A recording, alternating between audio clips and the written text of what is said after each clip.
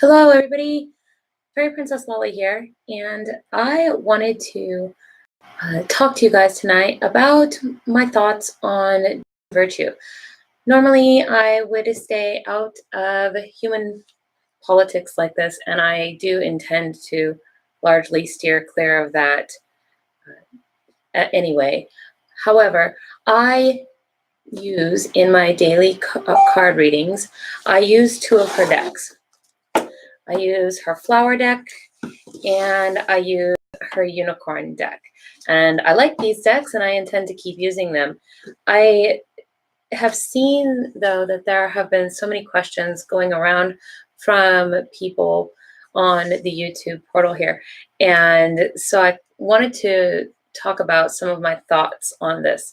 And the first one, these are just some things for you to think about with regard to the situation. I know a lot of people feel betrayed. They have questions about whether or not there are any tools or like these cards and such that they may have from her still work, if her classes are still relevant and valuable, etc., etc. So I thought I might put some thoughts out there for you to think on if this is something that is on your mind. So the first thing that I want to talk about is that these are tools. They in themselves are not magic. Without you, your magic is nothing. You are all of it. And so that said, although Doreen created these cards and is perhaps the visionary behind them, once they've fallen into your hands, they're yours now. And that is what is going to go forward. They're your tool to use as you see fit. And so that in mind, one of the principal activities that we often see in, well, to be fair, I can't think of any magical tradition that I have studied at all that doesn't actually employ a tool cleansing or area cleansing, a home cleansing, some sort of rite or ritual or small spell that people do when they bring on a new tool. Say, for example, a magic wand, people will often have some sort of a cleansing spell that they do for this, and you would use it, for cards, for anything that you intend to use in magic going forward.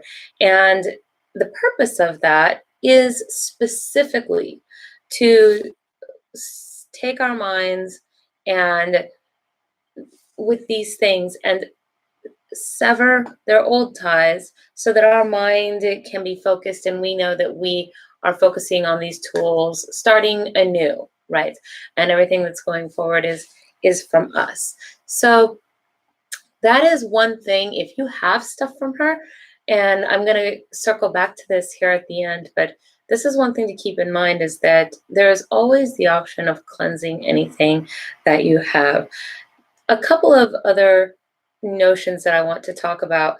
I've seen some people concerned about continuing to support her monetarily, and if you have things from her, like I have these cards, that ship has already sailed.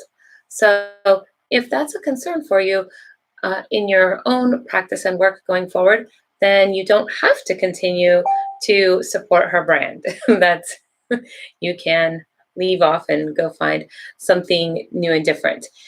Another thing that I wanted to talk about, oh boy, what was my well, I had one other thing that I really wanted to kind of go with that, and now I cannot think of it. Yes, it was with regards to her classes. So Doreen, as my understanding goes, I have not ever taken her courses, but as far as my understanding goes, she has given worldwide lectures and workshops and other such things. And people wonder whether or not this knowledge is still good and valuable. Yes, the answer is yes. Knowledge is free and open. And the only thing it requires is that you are of a mind to receive it. And regardless of where her path has taken her now, that thing, you have encountered it, the knowledge, whatever it is, the teachings, you have encountered that thing. And by encountering it, and consciously acknowledging it, you're making it yours. And so you can use it now however you want. It has been passed along. That's the whole purpose of teaching. So the last thing that I want to talk about here is specifically about fairy magic with relation to this, because fairy magic is all about how we perceive things. And this whole situation seems to be a bit of a lemon for a lot of people. They're very displeased with so much that has gone on regarding her and her blog post of, I don't know, 459,320 things that you shouldn't engage in or whatever. So that list is too long for me to remember, therefore. So anyway, because this is about how you perceive things, I want to take this lemon that kind of has been dropped on everybody, and I want to use this situation actually to turn it around and make some yummy lemonade out of it. I mentioned earlier, and I said I was going to circle back to it, that one of the practices that is very common to any magic that I personally have interacted with and am aware of is a cleansing. And so with that in mind, in order to sort of reset the whole ambiance around her, I am going to use everything that she's put out there and all of the reactions and everything that people have had, good, bad, whatever. I'm going to use that opportunity to take these tools, and in my next workshop video, I am going to do a cleansing spell so that we all can see, a good way to take any of your tools and make them ready for your personal use in your practices. I think that is a wonderful way to sort of take this, and this is exactly the type of situation that you might do something like that when you move into a new home, when you've acquired a new tool, or if something has happened to your tool and you feel like maybe it needs a reset. And that is, I think, what is kind of going on here. So that is where I stand on the Doreen Virtue thing. I'm going to try to keep it short here.